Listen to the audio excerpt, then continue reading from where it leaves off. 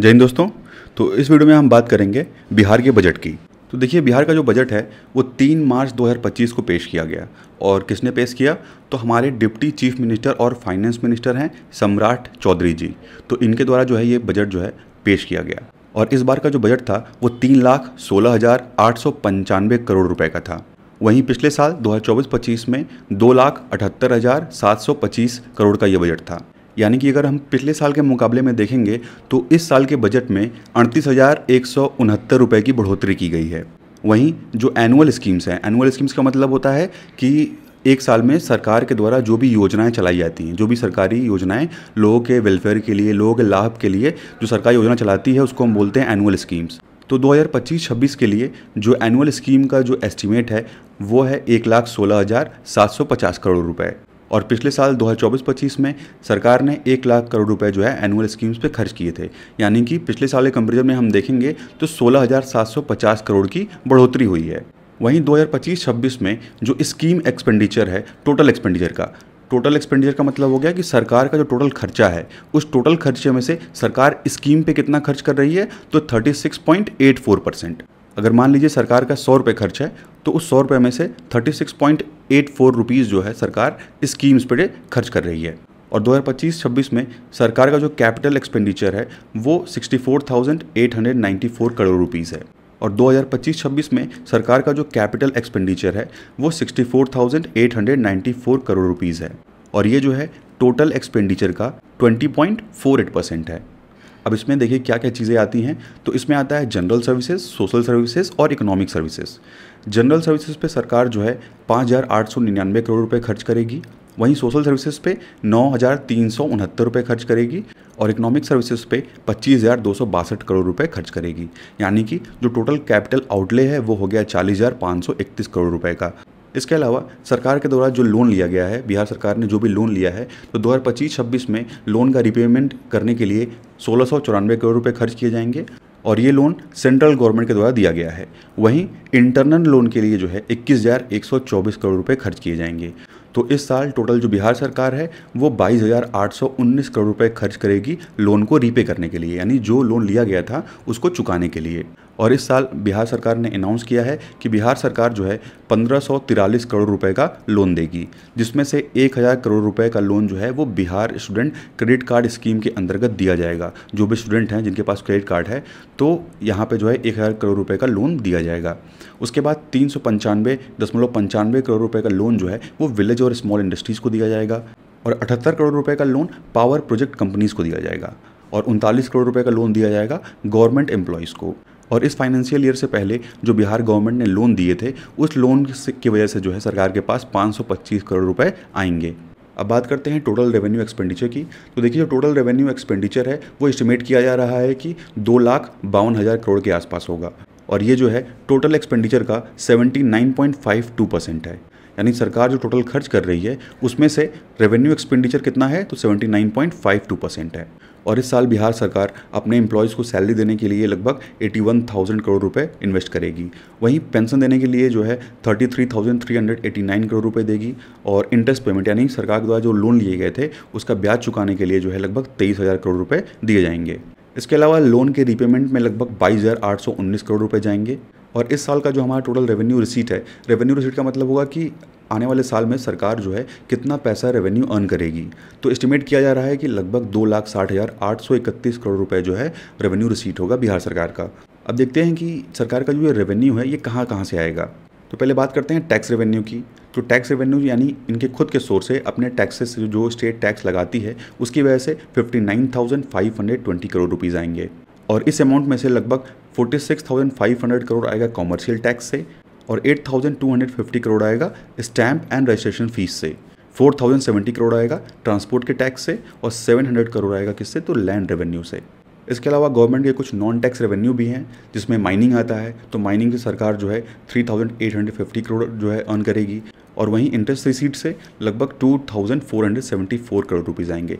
यानी कि non tax revenue से इस बार सरकार के पास लगभग जो है 8,220 करोड़ रुपीज़ आने वाले हैं। अब बात करते हैं डेब्ट रेजिंग की। तो इस साल बिहार सरकार जो है 55,737 करोड़ का लोन लेगी, जिसमें से आरबीआई 51,758 करोड़ का लोन देगी। और जो नाबार्ड है वो 2500 करोड़ का लोन देगी। नेशनल हाउसिंग बैंक के द्वारा लगभग 200 करोड़ रुपए दिए जाएंगे और जो स्मॉल इंडस्ट्री डेवलपमेंट बैंक है इनके द्वारा 200 करोड़ रुपए दिए जाएंगे। और जो एक्सटर्नल एजेंसीज हैं जैसे कि एशियन डेवलपमेंट बैंक हो गया, वर्ल्ड बैंक हो गया, इनके द्वारा लगभग 1079 करोड़ रुपीज़ जो हैं वो दिए जाएंगे। इसके अलावा देखिए 15 फाइनेंस कमीशन ने भी कुछ रिकमेंड किया था, तो उसी के रिकमेंडेशन के बेसिस पे जो है सरकार के द्वारा जो है कुछ सेक्टर्स में पैसे इन्वेस्ट किए जा रहे हैं। जैसे कि स्टेट डिजास्टर रिस्पॉन्ड फंड, इसके लिए सरकार जो है 1721 करोड़ इन्वेस्ट करेगी।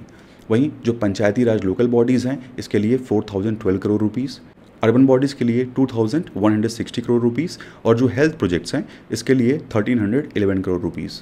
और जो हमारा छठा स्टेट फाइनेंस कमीशन था इसके रिकमेंडेशन पे जो है लोकल बॉडीज़ के लिए सरकार 7818 करोड़ रुपीज़ जो है वो देगी। और 2025-26 में जो बिहार सरकार का रेवेन्यू सरप्लस होगा वो एस्टिमेटेड है कि 2736 करोड़ रुपए होगा। वहीं जो फिजिकल डेफिसिट है वो 32,718 रुपये होगा और ये जो है हमारे जीएसडीपी का लगभग 2.98% होगा। यानी कि इस साल बिहार का जो फिजिकल डेफिसिट होगा वो एस्टिमेट किया गया है कितना, तो हमारे जीएसडीपी का 2.98% यानी कि 32,718 करोड़ रुपए। तो देखिए इस साल जो सेंट्रल के टैक्सेस हैं उसमें जो हमारे बिहार स्टेट का जो शेयर होगा वो एस्टिमेट किया जा रहा है कि वो लगभग 1,38,515 करोड़ रुपए होगा। वहीं अगर हम पिछले वर्ष की बात करें तो पिछले वर्ष ये 1,13,011 करोड़ रुपए था और इस साल एक्सपेक्टेड है कि इस साल सेंट्रल गवर्नमेंट जो है वो लगभग 54,575 करोड़ का जो ग्रांट है वो बिहार सरकार को देगी। अब देखिए इतना पैसा जो है वो किस किस सेक्टर के लिए दिया जा रहा है, तो देखिए जो केंद्र सरकार की योजनाएं हैं, ठीक है, जो केंद्र सरकार के द्वारा जो स्कीम चलाई जाती हैं तो उस स्कीम्स के लिए लगभग 45,360 करोड़ रुपीज़ दिए जाएंगे और 15 फाइनेंस कमीशन के रिकमेंडेशन पे लगभग 9,204 करोड़ रुपीज़ दिए जाएंगे, जिसमें से स्टेट डिजास्टर रिलीफ फंड के लिए 1,721 करोड़, अर्बन लोकल बॉडीज़ के लिए 4,012 करोड़, रूरल लोकल बॉडीज़ के लिए 2,160 करोड़, हेल्थ सेक्टर्स के लिए 1,311 करोड़ और जो सेंट्रल सेक्टर स्कीम्स हैं उसके लिए 9.60 करोड़ रुपीज़। अब बात करते हैं आउटस्टैंडिंग डेप्ट की। आउटस्टैंडिंग डेप्ट का मतलब होता है कि अभी बिहार सरकार का कितना कर्ज बचा हुआ है, टोटल अमाउंट कितना बचा है जो बिहार सरकार ने पैसे लिए थे, तो डेप्ट अभी कितना रिमेनिंग है। तो देखिए कितना रिमेनिंग है, तो जो हमारी जीएसडीपी है उसका 38.94% रिमेनिंग है, यानी कि लगभग जो है 3,32,740 करोड़ रुपए जो है बिहार सरकार के ऊपर कर्ज है जो चुकाना है। इसके अलावा बिहार सरकार के द्वारा 2025-26 में जो शेड्यूल कास्ट हैं उनके वेलफेयर के लिए लगभग 19,648 करोड़ रुपीज़ जो हैं वो इन्वेस्ट किए जाएंगे और जो शेड्यूल ट्राइब्स हैं उनके लिए 1,735 करोड़ रुपीज़ जो हैं वो लगाए जाएंगे। अब बात करते हैं कि बजट में सबसे ज़्यादा एलोकेशन किसको किया गया, यानी कि बिहार सरकार जो है इस समय सबसे ज़्यादा फोकस किस चीज़ों पे कर रही है। तो देखिए सबसे ज़्यादा फोकस इस समय है एजुकेशन पे, सबसे ज़्यादा पैसा जो है एजुकेशन सेक्टर को मिला है, ठीक है, कितना, तो 60,946 करोड़ रुपए एजुकेशन को गया है। वहीं हेल्थ सेक्टर में 20,035 करोड़ रुपए और जो रूरल वर्क डिपार्टमेंट है इसमें 17,908 करोड़ रुपए और होम डिपार्टमेंट के लिए लगभग 17,831 करोड़ रुपए और रूरल डिपार्टमेंट के लिए 16,093 करोड़ रुपए और जो एनर्जी डिपार्टमेंट है इसके लिए 13,484 करोड़ रुपए। तो सबसे ज़्यादा जो है सरकार खर्च कर रही है एजुकेशन पे, एजुकेशन के बाद हेल्थ पे, हेल्थ के बाद जो रूरल वर्क डिपार्टमेंट है, उसके बाद होम डिपार्टमेंट पे और उसके बाद रूरल डिपार्टमेंट पे। इसके अलावा जो सोशल वेलफेयर डिपार्टमेंट है और एससी वेलफेयर डिपार्टमेंट है, एसटी वेलफेयर डिपार्टमेंट और जो माइनॉरिटी वेलफेयर डिपार्टमेंट है, तो उसके लिए सरकार जो है 13,368 करोड़ रुपये खर्च करेगी। इसके अलावा बिहार सरकार जो है वो national cooperative consumer federation NCCF इसके साथ कोऑर्डिनेट करके जो है अरहर दाल, मूंग दाल और उड़द दाल परचेस करेगी और अरहर, मूंग और उड़द का जो MSP है यानी मिनिमम सपोर्ट प्राइस है वो फिक्स करेगी। इसके अलावा बिहार के सभी ब्लॉक्स में और सभी सब डिविजन्स में जो है कोल्ड स्टोरेज जो है वो खोले जाएंगे।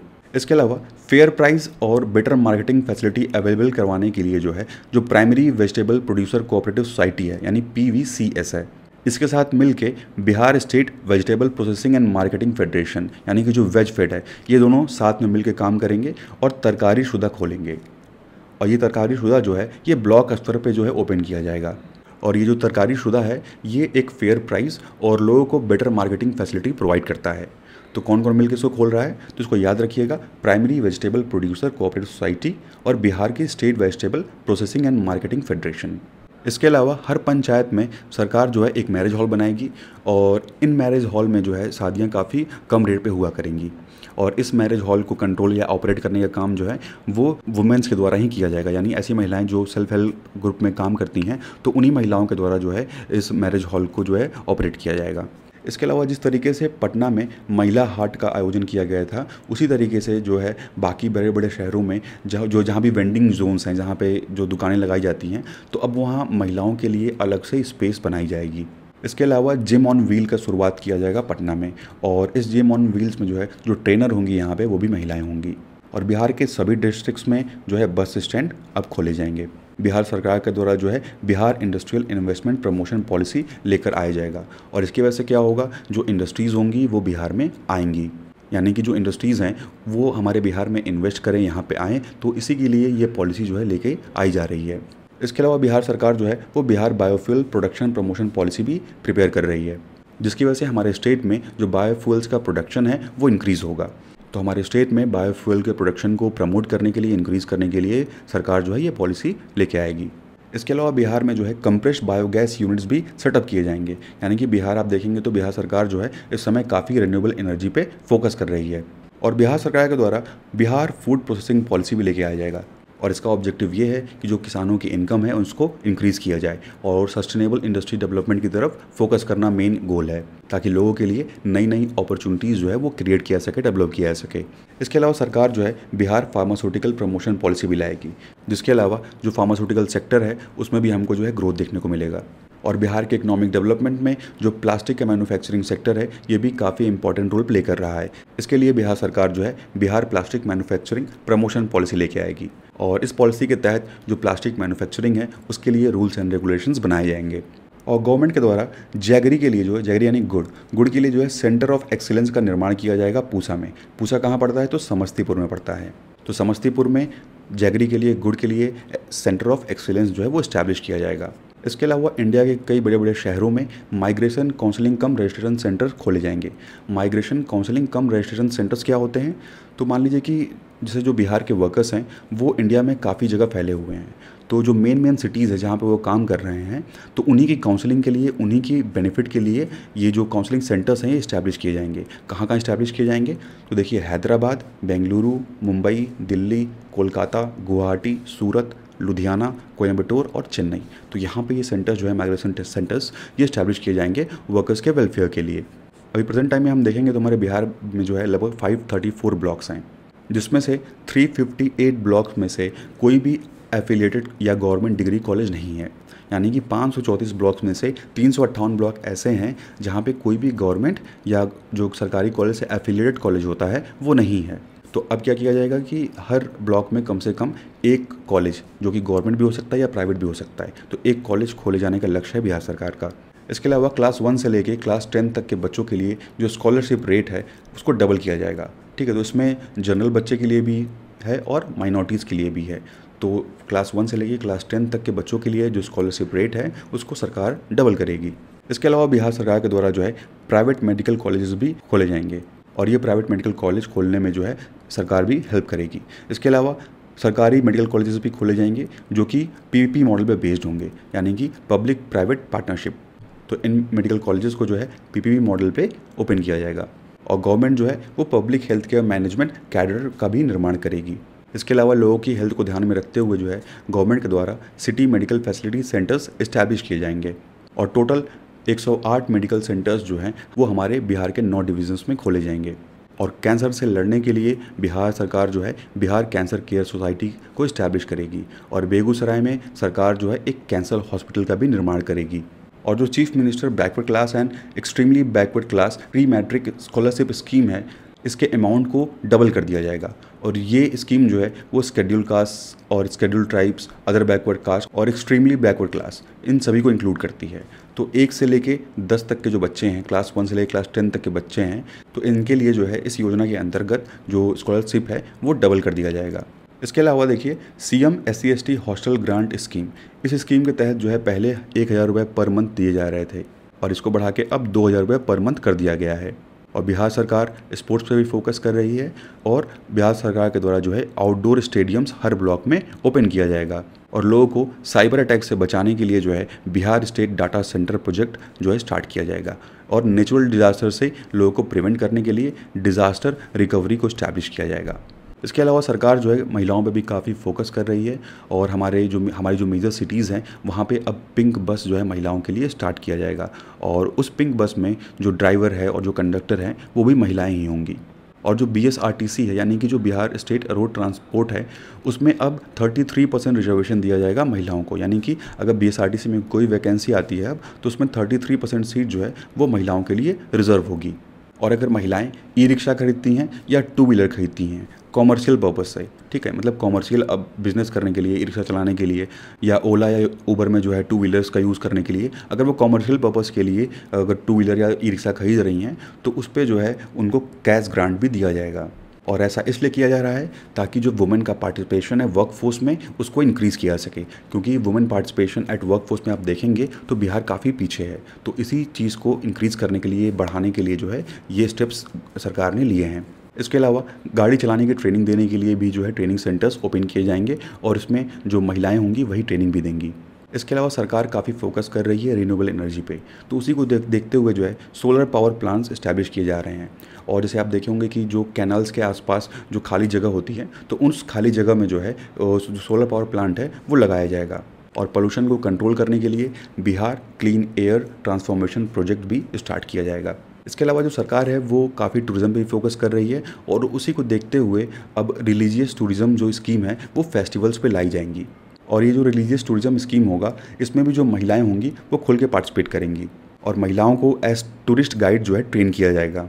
तो आप देख सकते हैं कि जो बिहार सरकार है वो काफ़ी फोकस कर रही है कि ज़्यादा से ज़्यादा जो महिलाओं को हम जो वर्क फोर्स में हैं उनको पार्टिसिपेट करवाएं। और अभी पूर्णिया में आप देखेंगे तो पूर्णिया में एक एयरपोर्ट का निर्माण जो है वो चल रहा है। इसके अलावा और कई जगह पे एयरपोर्ट डेवलप करने की बात हो रही है, जैसे कि राजगीर में, सुल्तानगंज, भागलपुर, रक्सौल, वाल्मीकि नगर, वीरपुर, मधुबनी, मुंगेर, सहरसा और मुजफ्फरपुर। तो उड़ान स्कीम के अंतर्गत जो है इन डिस्ट्रिक्ट्स में क्या किए जाएंगे तो एयरपोर्ट को डेवलप किया जाएगा। और हमारे बिहार में जो वेदर से संबंधित डिजास्टर्स आते हैं, जो वेदर से संबंधित जो आपदाएं आती हैं, उसके लिए एक hybrid Doppler weather radar network का इस्टेब्लिशमेंट किया जाएगा और ये एक मल्टी हज़ार्ड वार्निंग सिस्टम होगा। और पहले फेज़ में ये वेस्ट चंपारण और भागलपुर डिस्ट्रिक्ट से स्टार्ट किया जाएगा। इसके अलावा बिहार को 2024 में वाटर ट्रांसवर्सैलिटी ग्लोबल अवार्ड भी मिला था और ये अवार्ड बिहार को दिया गया था क्लाइमेट रेजिलिएंट एग्रीकल्चर प्रोग्राम के लिए। और इस अवार्ड को दिया था इंडिया वाटर फाउंडेशन इंस्टीट्यूट ने। तो बिहार को ये ग्लोबल अवार्ड जो है वो इंडिया वाटर फाउंडेशन इंस्टीट्यूट के द्वारा दिया गया था क्लाइमेट रेजिलिएंट एग्रीकल्चर प्रोग्राम के लिए। और जो हमारा बांका डिस्ट्रिक्ट है, बांका डिस्ट्रिक्ट को भी अवार्ड मिला था transversality global award and conclave award 2024। और ये अवार्ड बांका डिस्ट्रिक्ट को दिया गया था कि जो बंजर ज़मीन थी, बंजर ज़मीन पे ड्राई गार्डनिंग करने के लिए और वाटर बॉडीज़ के रिजुविनेशन के लिए। इसके अलावा सरकार फोकस कर रही है कि सभी को जो इरिगेशन के लिए जो पानी है वो सभी को मिल सके और इसके लिए सरकार जो है वो अलग अलग फार्म स्कीम्स जो है लेके आएगी। और बिहार में जो मिलेट्स का प्रोडक्शन है, मिलेट के प्रोडक्शन को इम्प्रूव करने के लिए बिहार जो है बिहार मिलेट मिशन लेके आएगी। और इसके अलावा मैंगो, मशरूम, टोमेटो और पोटैटो के लिए जो सेंटर ऑफ एक्सीलेंस है उसको इस्टेब्लिश किया जाएगा। और फार्मर्स की इनकम को बढ़ाने के लिए स्पेशल प्रोग्राम बिहार सरकार लेके आएगी, जिसके अंतर्गत मैंगो, लीची और मखाना इनके प्रोडक्शन को इंक्रीज़ करने की कोशिश की जाएगी। और मखाना को स्टोर करने के लिए जो है मखाना स्टोरेज हाउस इस्टेब्लिश किए जाएंगे। और ये जो मखाना स्टोरेज हाउस होंगे ये जो है फार्मर्स को सब्सिडाइज रेट पे दिए जाएंगे, काफ़ी कम दर पे दिए जाएंगे। और जो मशरूम का प्रोडक्शन है बिहार में आप देखेंगे तो बिहार जो है मशरूम के प्रोडक्शन के मामले में चौथे स्थान पे है। इसके अलावा हनी यानी शहद के प्रोडक्शन में भी बिहार जो है वो 4th स्थान पे है। और जो हमारी प्रोडक्टिविटी है मेज़ की वो लगभग 2.5 गुना इंक्रीज़ की है, यानी मेज़ की और वीट के प्रोडक्शन में लगभग जो है 2.5 गुना का इंक्रीज़ हुआ है बिहार में। और हमारे बिहार के 190 गांवों को क्लाइमेट रेजिलिएंट एग्रीकल्चर प्रोग्राम के अंतर्गत जो है डेवलप किया जाएगा। इसके अलावा गया और वैशाली में जो है बीटल लीफ यानी पान के पत्ते के लिए सेंटर ऑफ एक्सीलेंस जो है डेवलप किया जाएगा, बनाया जाएगा। अब बात करते हैं एनिमल और फिशरीज़ की। तो देखिए लोगों तक वेटरनरी फैसिलिटी अवेलेबल करवाने के लिए, घर घर तक ये फैसिलिटी लोगों तक पहुंच सके, उसके लिए जो है बिहार के 534 ब्लॉक्स में मोबाइल वेटरनरी यूनिट का जो है गठन किया जाएगा, ताकि अगर कोई भी जानवर को अगर प्रॉब्लम होती है तो जो जानवर के डॉक्टर हैं वो उनके घर तक पहुंच सकें। इसके अलावा समग्र गव्य विकास योजना के अंतर्गत जो है हाई ब्रीड मिल्क कैटल के जो डेयरिंग यूनिट्स हैं उसको इस्टेब्लिश किए जाएंगे। और जो बिहार का मिल्क है सुधा, इसके लिए और मार्केटिंग सेंटर्स खोले जाएंगे, यानी कि जो सुधा मिल्क का जो मार्केटिंग सेंटर है उसके संख्या में बढ़ोतरी की जाएगी। अब बात करते हैं कोऑपरेटिव डिपार्टमेंट की। तो देखिए 2024-25 के अंदर जो खरीफ सीज़न था उसमें लगभग 18.37 लाख मेट्रिक टन जो पैडी है वो प्रोड्यूस किया था बिहार ने। और chief minister green agriculture plant scheme के अंतर्गत लगभग 439 करोड़ जो एग्रीकल्चर इक्विपमेंट बैंक्स हैं उसको सेट किया जाएगा। और बिहार के जीविका स्कीम के अंतर्गत 500 से अधिक जो सेल्फ रेजिलिएंट कोऑपरेटिव सोसाइटीज़ हैं उनको रजिस्टर किया गया है। और ये कोऑपरेटिव सोसाइटीज़ जो हैं ये Bihar self reliant cooperative society act 1996 के अंडर में रजिस्टर हुई हैं। बात करते हैं वाटर रिसोर्स डिपार्टमेंट की। तो देखिए जो इरिगेशन है उसको लगभग 1.18 लाख हेक्टेयर्स में रिस्टोर किया गया है। और सरकार जो है वो 774 एडिशनल स्कीम्स लेके आने वाली है इरिगेशन डिपार्टमेंट के लिए। इसके वजह से लगभग 5.45 लाख हेक्टेयर्स जो लैंड है उसको फ़ायदा होगा, बेनिफिट होगा।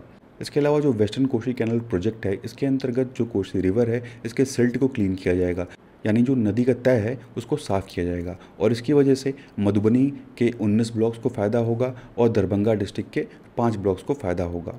और सरकार जो है वो कुंड घाट रिजर्वॉयर स्कीम लेके आ रही है और जिसमें सरकार की लागत 270 करोड़ रुपए है।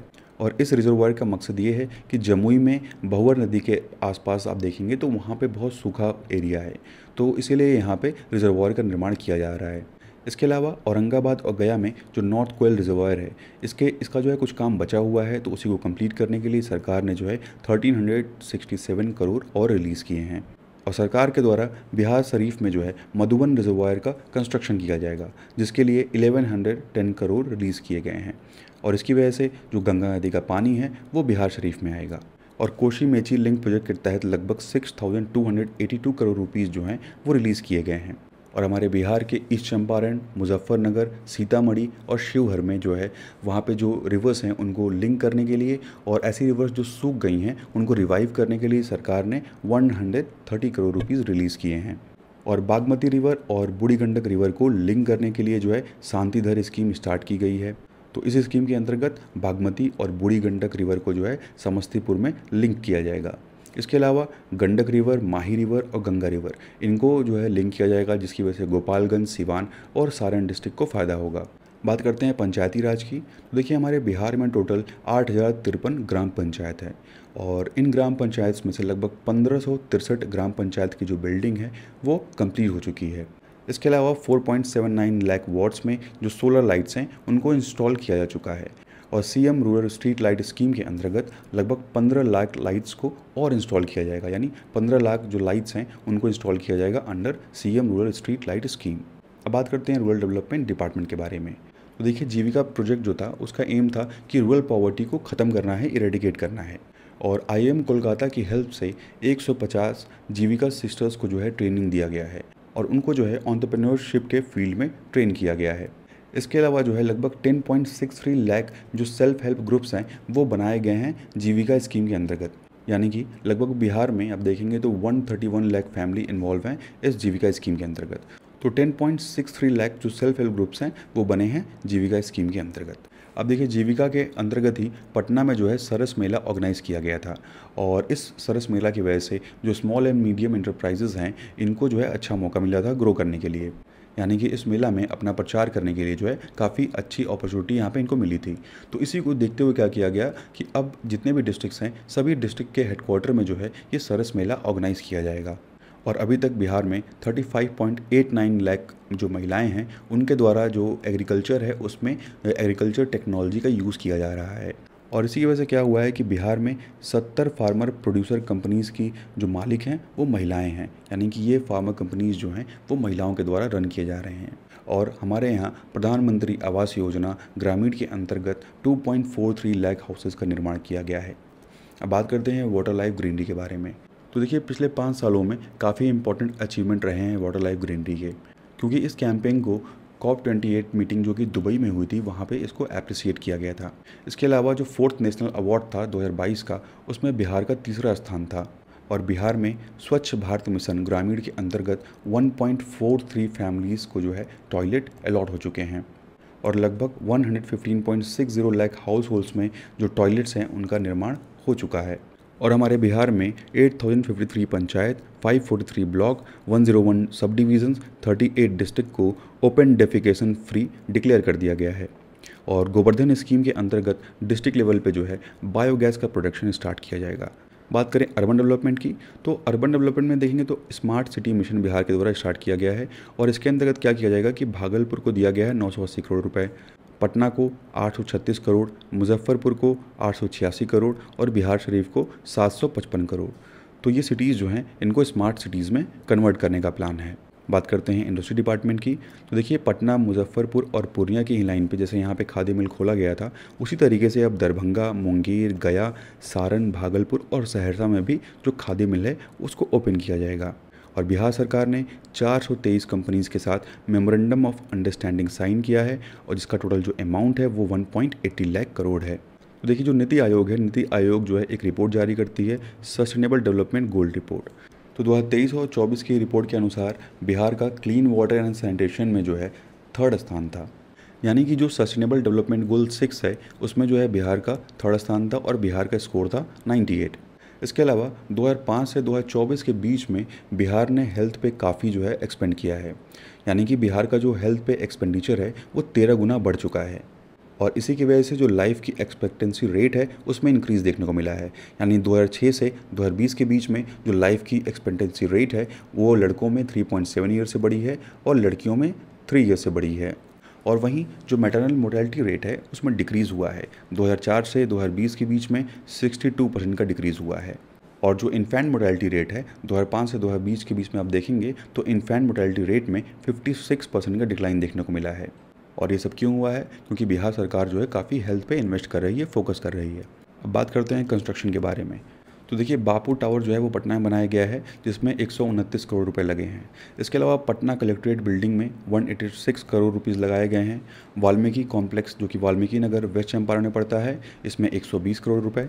नेशनल डॉल्फिन रिसर्च इंस्टीट्यूट जो कि पटना में है इसमें लगभग 30 करोड़ और स्टेट गेस्ट हाउस जो कि बोधगया में है इसमें 136 करोड़ और प्लानेरियम कम साइंस म्यूजियम जो कि दरभंगा में है इसमें 92.80 करोड़ और इंदिरा गांधी साइंस प्लानेटेरियम को डेकोरेट करने के लिए लगभग 20.77 करोड़ रुपीज़ रिलीज़ किए गए हैं।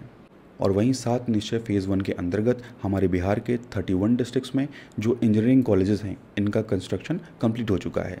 इसके अलावा 15 डिस्ट्रिक्ट्स में गवर्नमेंट पॉलिटेक्निक कॉलेज का कंस्ट्रक्शन भी कंप्लीट हो गया है। तो ये था कंप्लीट बिहार का बजट। इसका नोट जो है वो आपको टेलीग्राम चैनल पे मिल जाएगा, लिंक जो है डिस्क्रिप्शन में दिया हुआ है। Thank you and thanks for watching.